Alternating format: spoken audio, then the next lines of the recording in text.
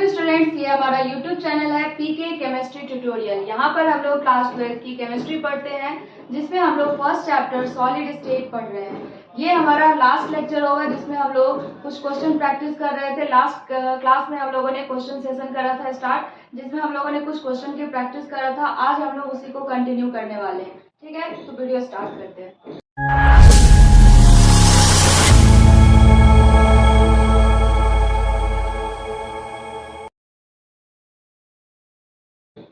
Firstly आप लोगों को ये सारे क्वेश्चंस के स्क्रीनशॉट ले लेने हैं और यहाँ से आपको खुद से ये सारे क्वेश्चंस करने की कोशिश करनी है। अगर नहीं आएगा फिर आप लोग इसके आंसर देखेंगे। ठीक है, तो फर्स्ट क्वेश्चन हमारा क्या कह रहा है, in a face centred cubic unit से एज लेंथ जो हमारा एफसीसी में क्या होता है, ये आप लोगों को बतानी है।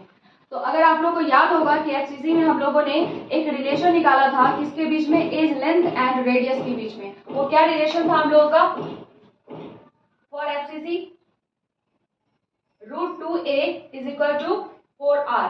ठीक है, यहाँ पे एज लेंथ पूछ रहा है, इट मीन्स कि ए हमारा क्या है, यहाँ पर एज लेंथ है। तो a इज इक्वल टू हम लोग क्या लिख सकते हैं, 4r बाई √2। ऐसा आंसर दिया है क्या, 4r बाई √2। ये हमारा आंसर बी है। ठीक है, तो ये हमारा हो गया फर्स्ट का आंसर बी।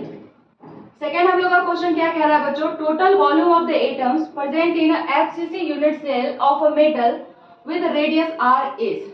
यहाँ पे आप लोगों को बताना है कि एफसीसी यूनिट सेल में हमारे जो है टोटल वॉल्यूम एटम ये कितने होंगे। वॉल्यूम निकालना है हम लोगों को एफसीसी के यूनिट सेल की। ठीक है, तो इसके लिए आप लोगों को पता होगा कि एफसीसी में हमारे टोटल नंबर ऑफ सेल कितने होते हैं, टोटल नंबर ऑफ जो है हमारे यहाँ पे एटम सॉरी कितने होते हैं। तो यहाँ पर अगर हम लोग देखें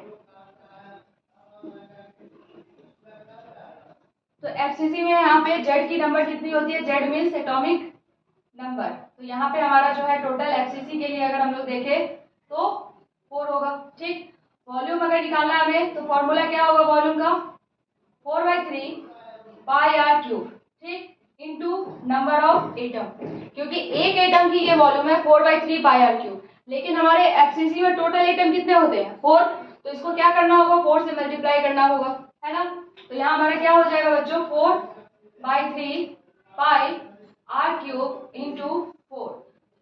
answer become 16/3 pi r cube. किसका किसका ये आंसर आया है, जिसका भी आया हो कमेंट सेक्शन में लिख दें। ये आंसर है सेकंड हमारा ऑप्शन नंबर बी। ठीक है, 16/3 पाई आर क्यूब। ठीक है, क्यों यहाँ पे 16 आया, क्योंकि यहाँ पे 4 हमारे नंबर ऑफ एटम है, जिससे हम लोगों ने एक सिंगल वॉल्यूम को मल्टीप्लाई किया तो टोटल हमारे इसके आंसर कितने बन गए, 4/3 पाई आर क्यूब। ठीक है, ठीक है, नेक्स्ट क्वेश्चन क्या है हमारा, relationship between atomic radius and the edge length a of a body centred cubic unit cell is. ठीक है, यहाँ पे आप लोग को रिलेशन बताना है बीसीसी का, किसके बीच में, एज लेंथ एंड रेडियस के बीच में। ठीक है, रेडियस किसका, एटम का। तो यहाँ पर अगर हम लोग देखें तो बीसीसी के केस में क्या होता है बच्चों, √3a is equal to 4r। ये रिलेशन अगर आप लोगों को याद होगा बीसीसी के लिए। ठीक है, तो यहाँ पर हम लोग को क्या निकालना है, एज लेंथ और आर के बीच में रिलेशन निकालना है। तो पहले हम लोगों को r इज इक्वल टू अगर यहाँ देखें तो क्या हो जाएगा बच्चों, r is equal to √3a/4। ठीक है, ऐसा कौन सा आंसर है हमारा, √3a/4। ये आंसर हमारा सी करेक्ट है। ठीक है, नेक्स्ट क्वेश्चन हमारा क्या है बच्चों, the fraction of the total volume occupied by atoms present in a simple cube is। मतलब सिंपल क्यूबिक स्ट्रक्चर है, इसमें फ्रैक्शन हमारा क्या आएगा, total volume by atoms. Atom के द्वारा ऑक्यूपाई किया गया टोटल वॉल्यूम का फ्रैक्शन क्या है हमारे सिंपल क्यूब में। ठीक है, सिंपल क्यूबिक जो हमारा यूनिट सेल होता है ना, उसके लिए पूछा जा रहा है। तो यहाँ पर जो है आप लोगों को अगर रिलेशन याद होगा, सिंपल क्यूबिक का फ्रैक्शन वैल्यू क्या होता है बच्चों, यहाँ पे 0.52। ठीक है, याद है, जिससे हम लोग पैकिंग एफिशिएंसी कितना निकाले थे, 52.4%, है ना। तो यहाँ पे 0.52 हमारा फ्रैक्शन आना चाहिए। तो आप लोगों को यहाँ पे कैलकुलेट करके देखना होगा कि किसकी वैल्यू जो है 0.52 आ रही है। जिसकी वैल्यू इतनी आ रही होगी वही हमारा आंसर होगा। तो अगर पाई/4 करें तो हमारा कितना आएगा, पाई/4, पाई का वैल्यू 3.14/4।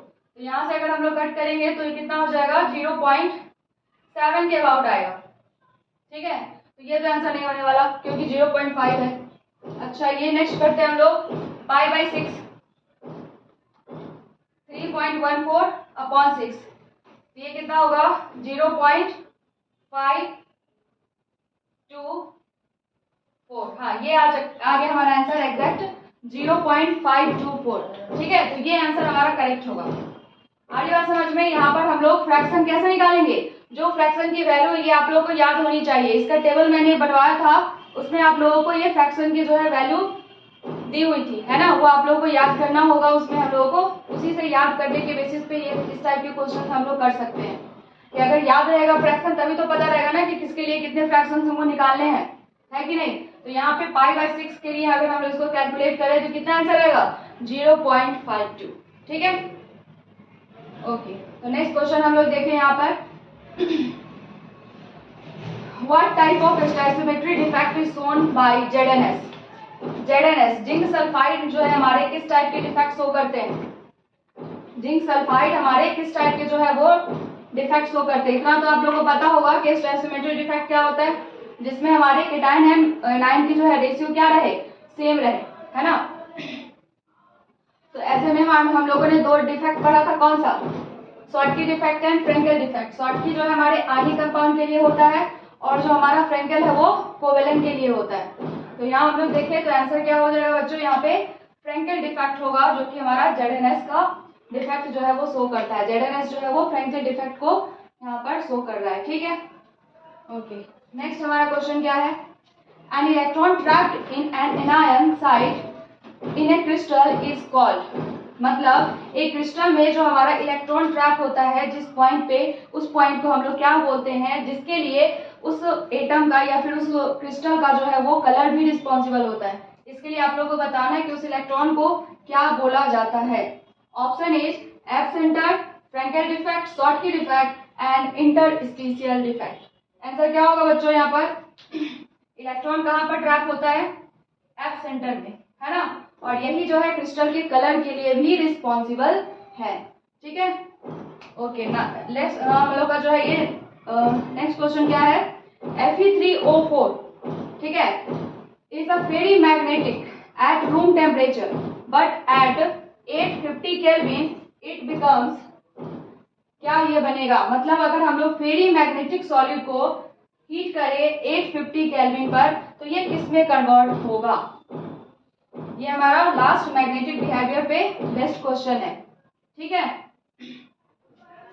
तो ये चीज याद रखना बच्चों कि फेरी मैग्नेटिक सब्सटेंस को जब भी हम लोग हीट करते हैं तो ये पैरामैग्नेटिक सब्सटेंस बनता है, ठीक है। तो आंसर क्या हो जाएगा, पैरामैग्नेटिक सब्सटेंस। इस तरीके से हम लोगों ने ये क्वेश्चन जो है करा है, जो कि हमारे फर्स्ट चैप्टर से रिलेटेड है। आई थिंक आप लोगों को ये क्वेश्चन सेशन अच्छा लगा होगा। अगर अच्छा लगा होगा तो प्लीज आप लोग जो है इस वीडियो को लाइक करें, कमेंट करें और अपने फ्रेंड के साथ इस वीडियो को शेयर करें। Thanks for watching.